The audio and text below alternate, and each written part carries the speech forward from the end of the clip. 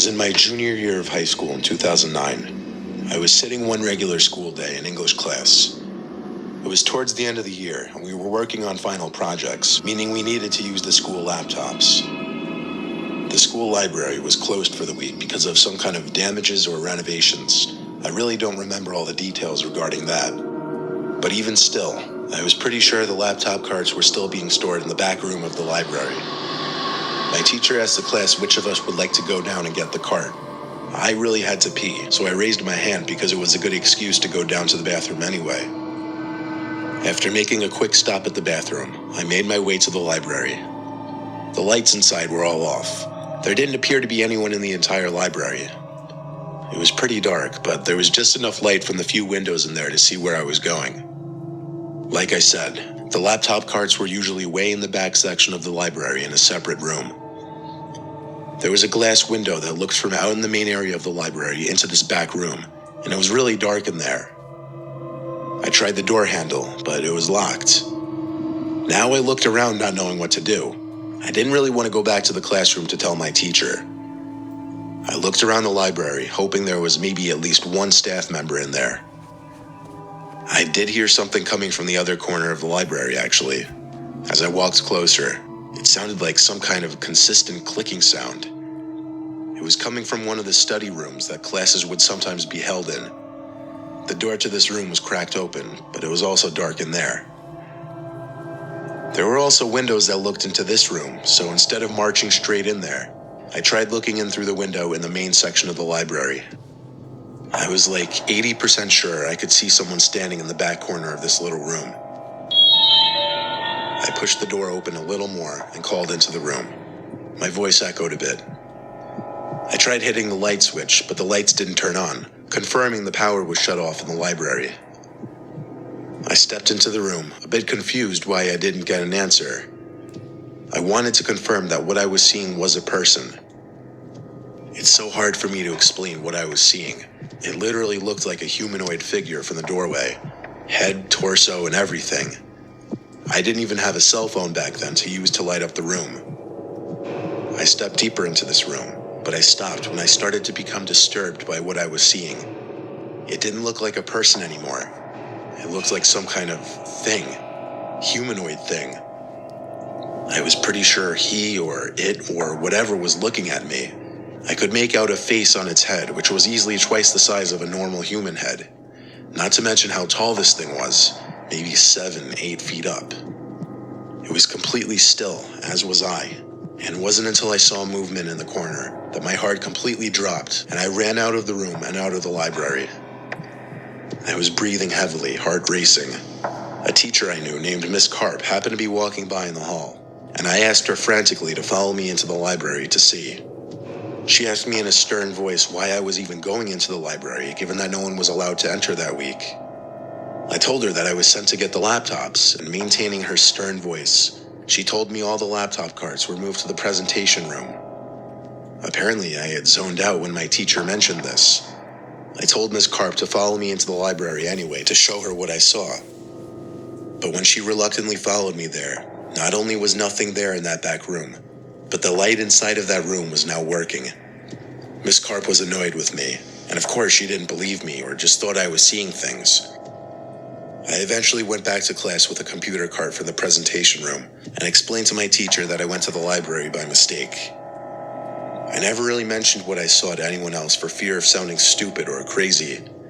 I don't know if I believe in ghosts or paranormal shit, but I really have no freaking clue what I could have seen in there. Sure, eyes can play tricks on you, but not like that. I saw something big in the corner of that room. Something not human.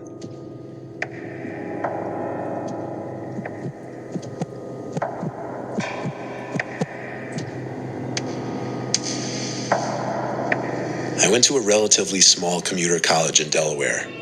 During my freshman year, I had my classes set up horribly. I would get to school at 3 p.m., have a couple classes, then a 2-hour gap before my next class, and I wouldn't leave campus until around 9. I'll admit, in my early years of college, I was kind of antisocial. I could have been trying to meet up with people in the food hall or joined clubs or even just went to the library during my breaks. But for my final class, twice a week after my 2-hour gap, I would be in a basement classroom of one of the business halls. This basement only had this and one other classroom, and rarely ever would there be anyone else down there. Commonly, I'd just go straight down there, eat my food in the classroom, then just do homework on my laptop for the remainder of the couple hours. Or even just sit and play games on my phone or watch videos. Yeah, like I said, I was pretty antisocial.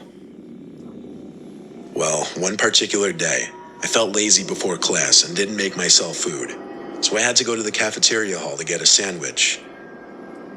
I sat at a table alone and began eating, but quickly became uncomfortable after realizing I was the only one sitting alone at a table when a majority of everyone else there was sitting with friends. So I wrapped up the sandwich and decided I'd just eat down in the classroom and wait there like I usually did. I stepped out into the dark and marched back to the basement of the business hall and ate the rest of it there. Before I finished the sandwich, I heard the door creak open behind me.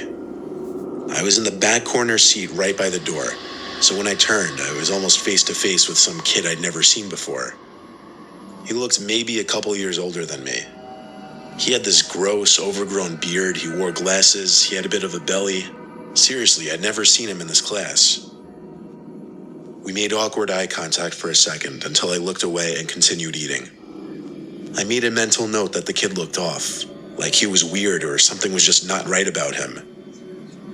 I saw in my peripheral vision the kid sit down in the desk literally right next to mine. I wanted to say so badly, why? Why are you sitting right there? But I just tried my best not to look at him and just ignore it. I looked at the time on my phone. There was still a whole hour and a half before class started. I looked up, not at the kid, but slightly looking to the left, just enough so I could see the kid looking at me. That was enough for me already. I finished my sandwich, picked up my bag, and walked out of the classroom. I didn't care where I was going. Maybe a bench outside, just not there anymore.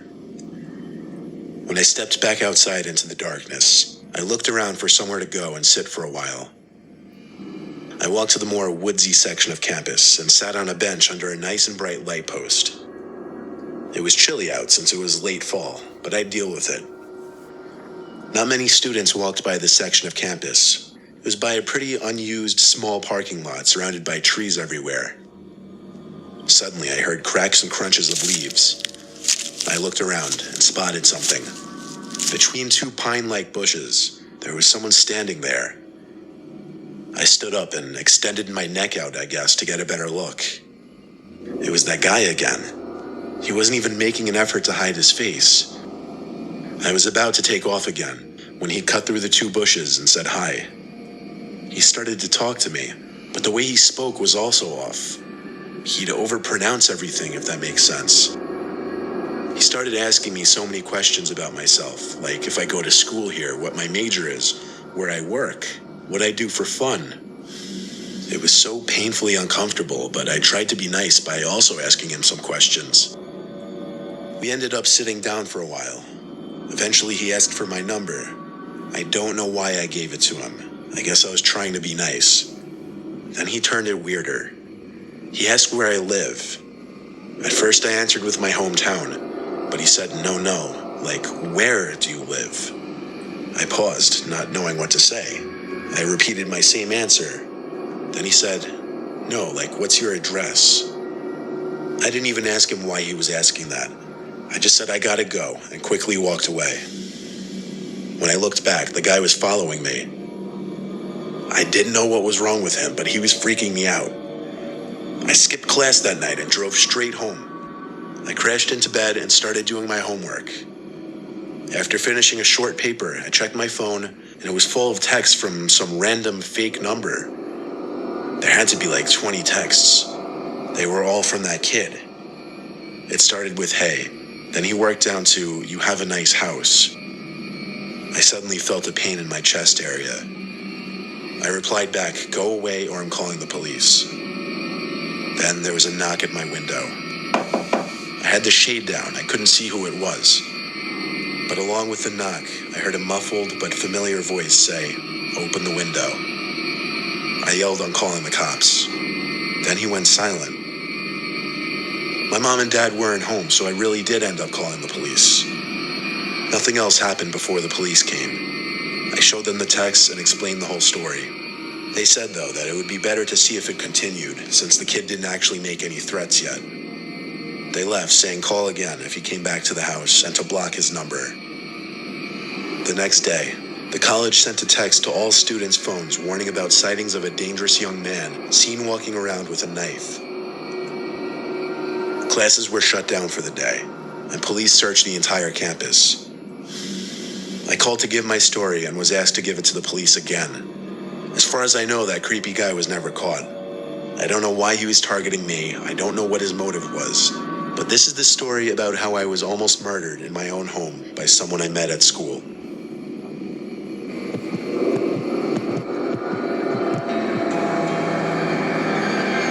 Back in high school, my group of friends consisted of about 10 people, but it would be rare that we'd all do things together. On a dark and cloudy school day, my friends Jared, Michelle, Christina, and I were all sitting in history together. We had a sub that day, and we weren't really doing any work, so everyone was just talking. Our high school was really old, like built in the 1930s, and there sat an old second building in the woods that was apparently used back in the 40s as some kind of daycare or preschool, and it just happened to be on the high school grounds, but they never tore it down. It was so old and decrepit it has vines growing on the side walls of it. The four of us were talking about how we should break into it that night since it was Friday.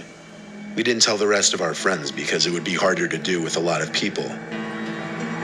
So nightfall came. We snuck onto the school grounds through a more hidden path to avoid security, and we easily made it towards the woods. We got to the building, which was in a fenced-off area. Jared and I boosted the girls up over the fence. Then we climbed over ourselves. The building was about twice the size of a house. There was no way we were the first ones to have been doing this. We scanned all four walls looking for a good entry point. There were multiple windows, and then we found the front door to the building. Locked, of course. Jared and I ended up breaking a window, but we had the girls keep watch. Once again, we boosted the girls up inside first, then Jared crawled inside, and lastly me. It took me a bit to squeeze in. I was the biggest one there after all. I actually cut my hands on some glass. After managing to get in, I looked around in the dark, cold room I was standing in. I realized it looked like an archaic, class-like room, but I also realized my friends weren't in there. I yelled Jared's name over and over. I left the little class-like room and entered a tight, decrepit hallway. There were a bunch of open doors leading to similar classrooms, but now I was more focused on finding my friends. I had no idea why they went ahead of me so quickly. I called their names again and again to no avail. I looked into all the tiny classrooms until I got to one, where I saw Jared standing in the corner. He was looking out the window. I said, "Dude, what the hell are you doing, and why couldn't you wait for me?" He just turned and looked at me, I guess. I couldn't make eye contact in that darkness. I looked down the hall again and called both girls' names. And with that, I heard someone stepping on something pretty loudly further down the narrow hall. I stepped through the mess of random school objects littered on the floor and got to the last classroom on the left. And the second I looked inside, someone jumped out and screamed in my face. I nearly had a heart attack, but it was Jared. Christina and Michelle came out from behind me, hysterically laughing. They revealed that they came up with a plan to hide from me to scare me a few minutes before going in. I playfully shoved Jared, but with my heart still racing from the scare, it started racing even faster because I remembered that figure I just saw in that other classroom. I told them all to shh and whispered I saw someone else and thought it was Jared. I waved for them to follow me back to that classroom, but whoever that person was in the corner wasn't there anymore. I stepped into the classroom, but it looked empty. Then I heard one of the girls gasp. I stepped back to them and looked at what the three of them were looking at. She was pointing at the crack between the door to the classroom. There was someone standing behind the door with their face pressed up between the crack to the door. The two girls screamed, and Jared yelled, "Let's get out of here." We all ran back to the window we came in through. I was the last one to climb out, and I can't tell you how scared I was that I was going to be grabbed by the legs and pulled down as I was climbing through. but I made it out. We hopped the fence again and ran back to Christina's house. It didn't make sense. The door to the building was locked, and the window we smashed was the only open window. So how could that man have gotten in? Better question, what was he doing in there? We told the rest of our friends, and rumors quickly spread about the building. I'm sure others went in there after that, but we never went near that building again.